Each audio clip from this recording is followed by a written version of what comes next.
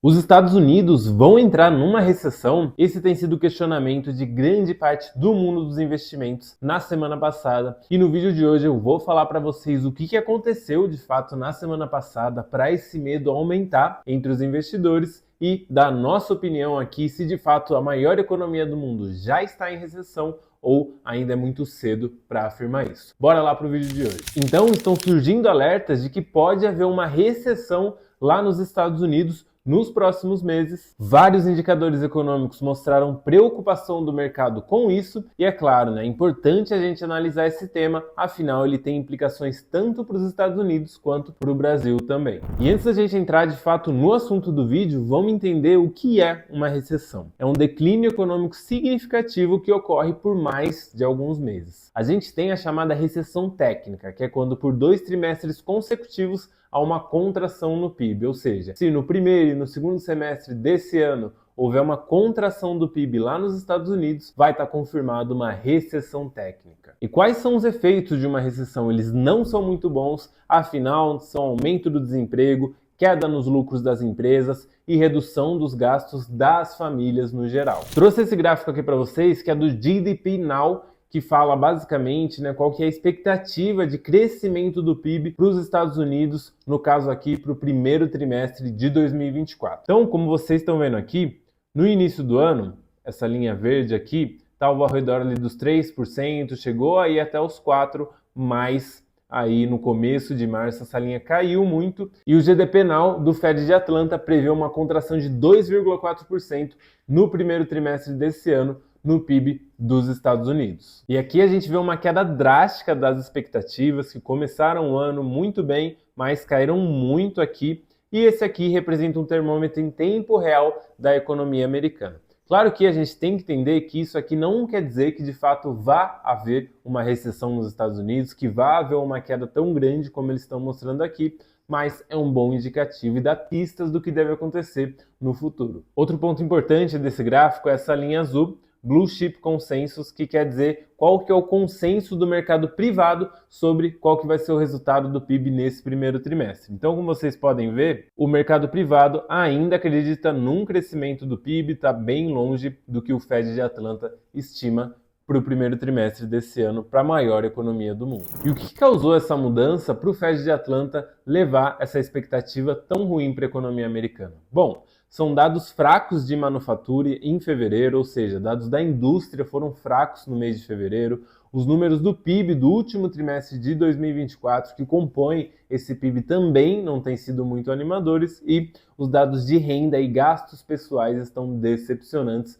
o que são os sinais aí de uma recessão se aproximando. E um dado muito importante que também saiu na semana passada, mais especificamente na sexta-feira, foi o do payroll, que vocês que acompanham a gente já conhecem e entendem a importância. O payroll basicamente fala sobre a criação de vagas de emprego sem considerar o segmento agrícola. Então a gente teve para fevereiro uma criação de vagas abaixo do esperado, foram criadas 151 mil vagas e o consenso esperava 159 mil. Houve uma revisão negativa também dos dados de janeiro, para uma criação de 125 mil postos de trabalho, e com essa divulgação aqui o VIX caiu 3% logo após os dados de emprego. E o que é o VIX? É o índice do medo, a gente vai falar sobre ele mais à frente. Mas todos esses resultados aqui do payroll, além da taxa de desemprego que saiu de 4% para 4,1%, sugerem que os investidores veem como um pouso suave, não como uma crise, o que vai acontecer na economia americana. Ou seja, eles não vão entrar numa recessão, não vão ter uma queda tão grande do PIB, mas sim vão ter uma desaceleração mais tranquila. E esse aqui é o VIX, que é o índice do medo. Eu quis trazer para vocês, esse aqui é o gráfico de 5 dias, trata da semana passada. No começo da semana, até quinta-feira, a gente teve um aumento de 31% no índice do medo, muito por conta desses temores de uma recessão na economia americana.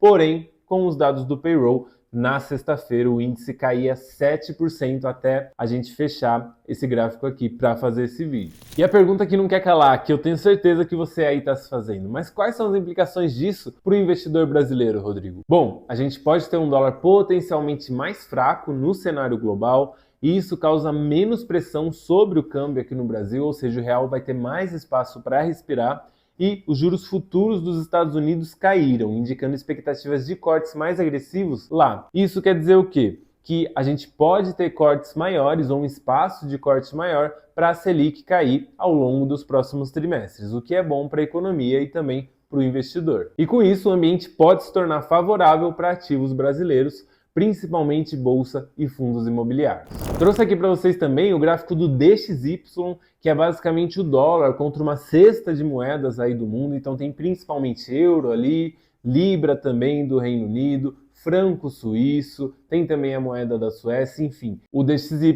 mede a força do dólar globalmente.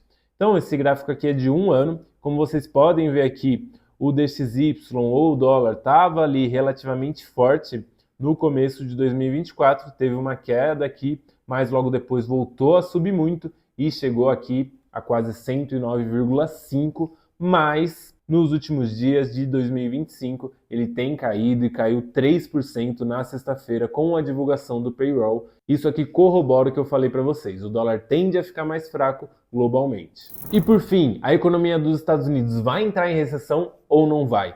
Na nossa visão, a economia ela mostra uma desaceleração, mas ainda não confirma uma recessão. A gente está esperando mais um pouso suave, que ele é possível e é até desejado, né, para não ter um choque tão grande ali.